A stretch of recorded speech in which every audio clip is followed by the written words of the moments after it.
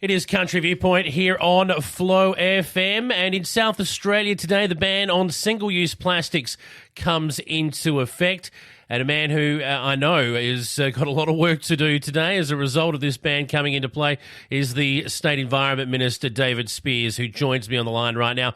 David, welcome back to Country Viewpoint. How are you? I'm good, thanks, Jason. Thank you for having me, as always. Great to have you back on, and this statewide ban of single-use plastics is the first of its kind in Australia. Tell us how it came to be. Well, this is something that's been bubbling along in South Australia's community for the last couple of years. There is no doubt that South Australians are strongly in support of this ban and have been very keen to see the government move on it. A couple of years ago, I made it clear that should I get the support of Parliament, we would ban a range of single-use plastics, and that is exactly what we've been able to do.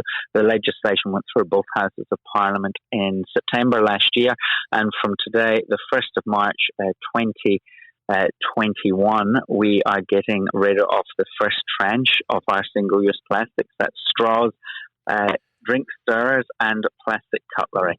Now, most businesses have been preparing for this for some time. In fact, many have already made the change to things like cardboard straws and the like.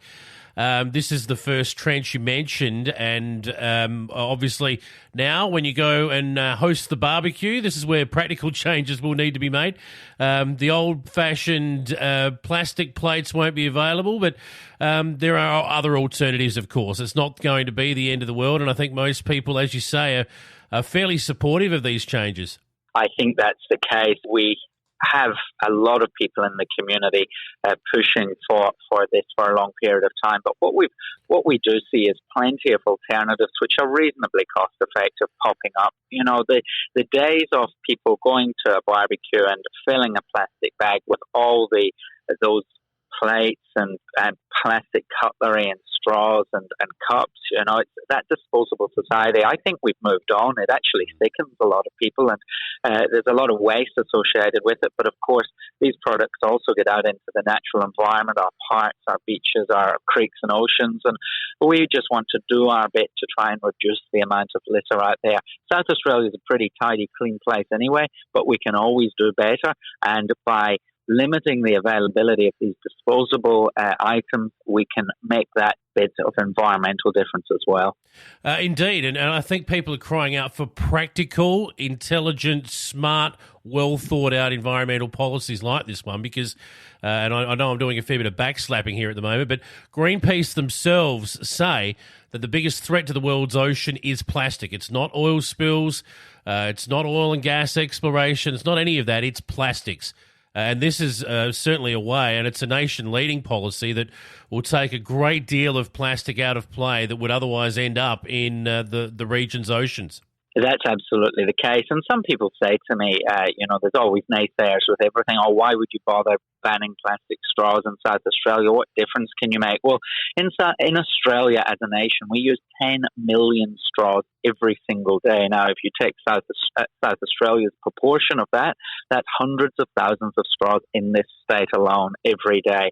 So it will make a difference. It will make a difference in the energy and emissions used simply to manufacture and transport these items. It will make a difference in terms of the small proportion of those that are inevitably discarded as litter. We are doing something here that's sending a strong signal that we are a progressive state that cares about our environment. South Australia's got a great history. We were the first to bring in the container deposit legislation way back in 1977, when my mum was still in high school, in fact. And we are now, and we're just seeing some states catching up now. Victoria is just in the process of bringing in container deposits now, 45 years later or thereabouts. So, it's great to be a state that is making a difference on this front and does want to lead the nation. You mentioned Victoria there, and I know that they are looking very closely at what's happening here in South Australia in terms of single-use plastics and are looking to institute their own ban in the future.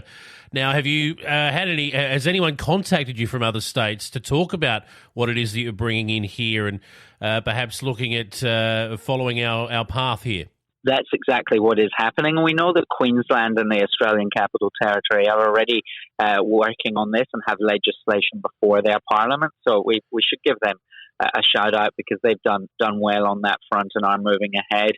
We now have a set of laws here in South Australia that hopefully other states will replicate. We've set up the laws in such a way that we can, through the process of regulation, which is a very simple way of expanding laws without going through a big rigorous process, we can bring other items onto this ban as the market provides alternatives or as consumers demand. So we've set up these laws in a flexible and nimble way. And we hope other states look at these laws and think, gee, those are pretty good. We'll look at this as well, and they can then replicate them.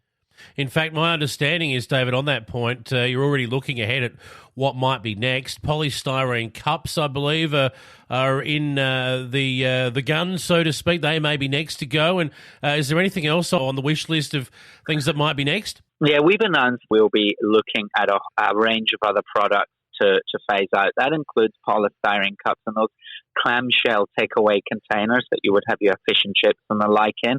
Polystyrene is a nightmare. You can't really recycle it, and it breaks up into lots of little pieces and just causes a lot of trouble. So we're definitely going to hit the polystyrene and the takeaway items. We're looking at how we deal with certain types of coffee cups, and also barrier bags for the fruit and veg aisle, where there's now plenty of compostable alternatives which can just go in your green bin or in your compost pile. So we will continue to consult on what items we want to phase out. One area we're taking a really close look at and will be banning is items that are marked as biodegradable or oxo-degradable. We would call that greenwash, making people feel that they're doing the right thing environmentally by purchasing these items, but they actually don't break down into soil. They just break into lots of little pieces of plastic. So your listeners really have to keep a good eye out on oxo-degradable or biodegradable. That is really bad, and a lot of people think they're doing the right thing. It's not an attack on the individual.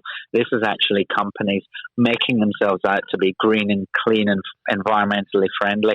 But actually, if you dig a little bit deeper, you'll quickly realize that those oxo-degradable and biodegradable products are not as good as they claim to be. David, we do a lot of government kicking from time to time when things go wrong.